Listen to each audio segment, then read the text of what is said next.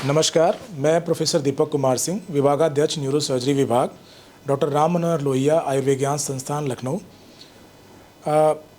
आजकल ये देखा जा रहा है कि ब्रेन स्ट्रोक के जो मामले हैं उनकी संख्या दिन प्रतिदिन लगातार बढ़ती चली जा रही है।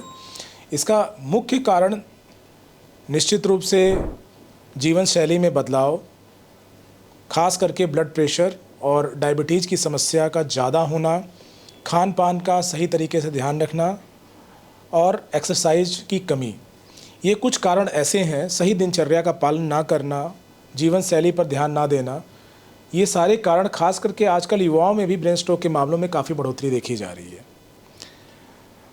इसके इलाज के दो पहलू हैं, पहला है बचाव और दूसरा है उपचार।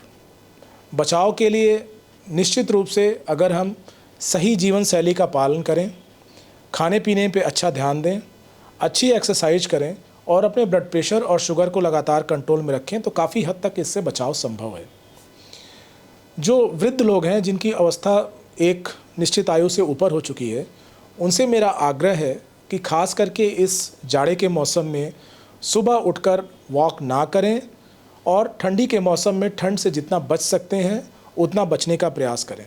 अगर उनकी टहलने की आदत है तो ये प्रयास करें कि दिन के समय जब धूप निकल जाती है उस समय अच्छे से कपड़े पहनकर वॉक करें और ठंडे पानी से स्नान करने से निश्चित रूप से बचें। अब आते हैं इसके लक्षणों पे। हिमोरेजिक और इस्चेमिक, ये स्ट्रोक के दो प्रकार हैं।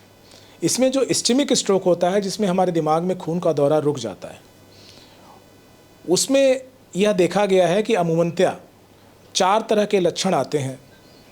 पहला, जिसको हम फास्ट बोलते हैं, कि चेहरे पर टेढ़ापन, किसी एक हाथ या पैर में कमजोरी, स्पीच या बोली में अगर कोई बदलाव लग रहा है या कोई इम्बैलेंस आ रहा है।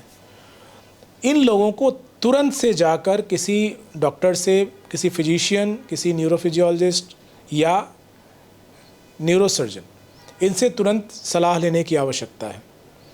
शुरुआती 4 घंटे में अगर वो अस्पताल पहुंच जाते हैं तो सारी सरकारी संस्थानों में और हॉस्पिटल्स में सरकार की तरफ से एक ऐसी दवा की व्यवस्था है कि जो उस क्लॉट को केवल इंजेक्शन देके गला देती है और जिससे काफ़ी हद तक रिकवरी संभव है। अगर आप शुरुआती 4 घंटे में नहीं पहुंच पा रहे हैं और 8 घंटे तक में पहुंच रहे हैं तो भी एक ऐसी विधा है जिसको मैकेनिकल थ्रोम्बेक्टमी बोला जाता है, जिसके माध्यम से हम जंघा में एक छेद करके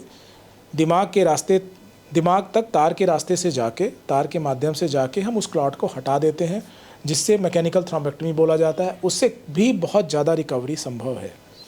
आप सबको मैं बताते हुए हर्ष है कि राम मनोहर लोहिया आयुर्विज्ञान संस्थान अकेला का न्यूरो सर्जरी विभाग, एक अकेला ऐसा न्यूरो सर्जरी विभाग है पूरे प्रदेश में जो कि स्ट्रोक रेडी सेंटर है, जहाँ पे स्ट्रोक के मरीज़ अगर आते हैं तो उनकी सामूहिक चिकित्सा, जिसमें उनको ये दवाई देना और साथ में मैकेनिकल थ्रोम्बेक्टमी कर पाना संभव है। और इससे हमने पास्ट में, भूतकाल में काफ़ी मरीजों की जान बचाई है, उनकी कंप्लीट रिकवरी में हेल्प की है। और अगर ऐसा हमारे पास कोई मरीज आता है तो हम ऐसा कर पाने में सक्षम भी हैं। परंतु फिर भी मेरा आपसे यह आग्रह है कि स्वस्थ रहें, एक्सरसाइज करें, अच्छा खान पान लें और जाड़े के मौसम में अपने आप को बचा कर रखें। Thank you so much.